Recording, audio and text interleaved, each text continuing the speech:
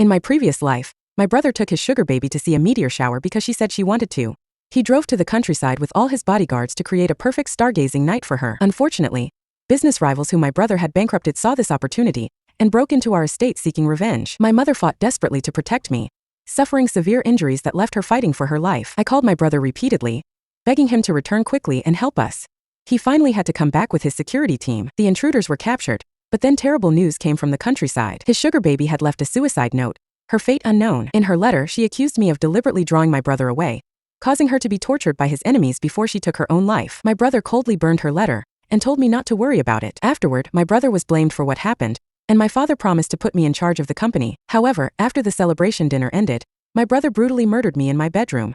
His face showed no emotion as he coldly said, "Someone as treacherous as you should have died long ago. You should have been the one to die, and the family inheritance should have been mine." I died with my eyes wide open in disbelief, and when I opened them again, I could hear our enemies breaking down the front door of our mansion. Chapter 1. The thunderous crash of the heavy iron gates being forced open at our estate jolted me back to reality from my near-death experience. I grabbed my panic-stricken mother, who was about to rush out to see what was happening, and pulled her into my bedroom. After locking the door, I gasped for breath and urged Mom to help me push the heavy oak wardrobe against the door. "Mia, what are you doing? We have security guards. What are you afraid of?" My mother, Marianne, looked at me in confusion, though she couldn't hide the terror in her eyes. She didn't know yet that my brother, James, had taken all the bodyguards with him for his beloved girlfriend. "Mom, James took all the security with him. It's just the two of us in the house now." I gritted my teeth, using every ounce of strength to push the wardrobe. The heavy oak made a spine-chilling scraping sound as it left deep scratches across the hardwood floor. Marianne froze, unable to believe that my usually responsible brother would do something so reckless. Given our family's wealth, security had always been a top priority. How could all the guards possibly leave at once? But seeing my pale face, she had no choice but to believe me. "Quick, call your brother and tell him to come back immediately," Marianne urged, her voice shaking. I remained silent, eyes fixed on the door barely blocked by the wardrobe. With trembling fingers, I dialed 911, briefly explaining our situation and address. I couldn't trust James to be our first line of rescue, especially since in my previous life, he had returned too late, causing my mother to miss the critical treatment window and die. After hanging up, my heart sank. Recent heavy snowfall had blocked the roads, and our hillside estate was quite a distance from the nearest police station. I dreaded to imagine what might happen before the police arrived. Bang! A violent crash shook the door. I instinctively pressed my body against the wardrobe as fear rushed through me. Just then, Marianne's call to James connected. "James, come home quickly. There are intruders in the house." Marianne's voice broke with tears. James's impatient voice came through the speaker. "Come on, Mom. Stop making things up. I'm still waiting for the meteor shower with Michelle. I'll be back tomorrow." "I'm not lying. There really are intruders. Come back quickly, or you'll be collecting our bodies," Marianne practically screamed. James's tone grew even colder. "I know you don't like Michelle, but there's no need to make up such stories to scare me." Chapter 2. And tell Mia Cooper that she should stop playing these little games. I won't fall for it again. Hearing these words, my heart completely sank. It seemed my brother had also been reborn. But why would he think this was a lie I made up? In my previous life, he had witnessed with his own eyes how those thugs tortured Mother and me. Why was he being so cold this time around? Just because of Michelle Peterson? Just because she casually said, "Mia did it on purpose" in her suicide note? Heavy footsteps approached outside the door. Then the door was hit even more violently, making the wardrobe start to scrape across the floor with a piercing noise. We watched helplessly as the wardrobe's defense gradually failed until, crack, a corner of the wardrobe splintered under a powerful blow, exposing a large gap right before our eyes. The intruder outside let out a hoarse laugh. "So this is where you're hiding?" I stood in front of my mother, backing toward the bed step by step, staring at the widening crack in the doorway. Sweat covered my forehead as I felt completely helpless without any weapon. Then the door was violently forced open, with the bottom of the wardrobe making a terrible screeching sound like metal on train tracks. A pair of dirty boots stepped into the room. "Did you think blocking the door would save you? I don't have the patience for games." The man smiled crookedly, his disgusting gaze scanning the room. I froze in place, staring at the gleaming knife in his hand, its cold light reflecting off his filthy knuckles. His gaze fell on me, greedy and sickening like a snake's tongue flicking. Well, I didn't expect to find such a pretty young lady here." Marianne let out a heart-wrenching scream.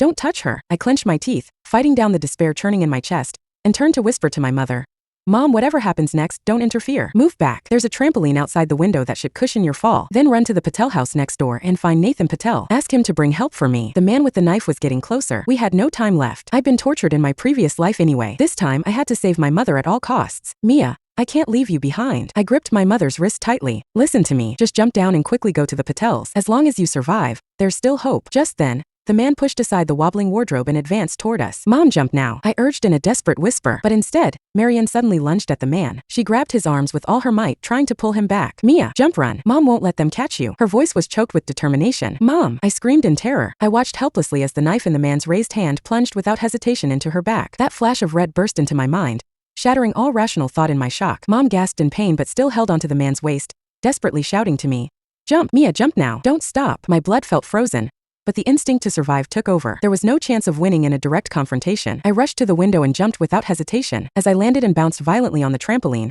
I felt a sharp pain shoot from my ankle up to my calf. Chapter 3. However, there was no time to linger. I gritted my teeth, struggled to my feet, and ran with all my might toward the Patel house next door. I couldn't worry about my frostbitten feet sinking into the snow, becoming raw and bloody. I just remembered to keep running forward without stopping. Though we called them neighbors, their house was actually a kilometer away. The freezing air stung my throat, but I didn't dare slow down, because I knew that in my previous life, there had been more than just one intruder who broke in. When I finally collapsed in front of the Patel's iron gate, I pounded on it desperately, shouting hoarsely, "Nathan, open up, help. Intruders broke into my house. Please save my mom." The iron gate creaked open, and Nathan stood there frowning. He wore a warm cashmere coat, but his face didn't show a trace of warmth. He looked down at me kneeling in the snow and slowly said, "Mia, your acting skills have really improved lately." His tone was mocking with a hint of scorn. Blood rushed to my chest as my head spun. "Nathan, I'm not playing around or joking. My mother is fighting for her life. Please send someone with me to save her." He looked me up and down, taking in my disheveled appearance and injuries with exaggerated wonder.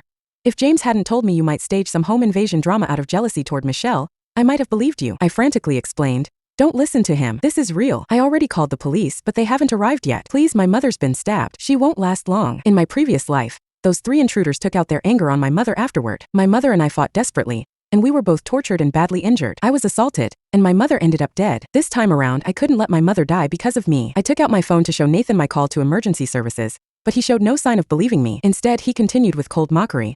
"You're playing quite the elaborate game this time, aren't you? Even called the police. Staging a home invasion? This act is so convincing, I almost believe it. I have to admire your determination. Nathan, have you lost your mind? This is real," I screamed in desperation, tears blurring my vision. However, my cry couldn't earn his trust. He turned to leave, but I grabbed him. "Please, my mother really needs help. If you don't go now, she might die. She really will die." He looked down at me, his expression completely cold. "Mia, James specifically told me to ignore.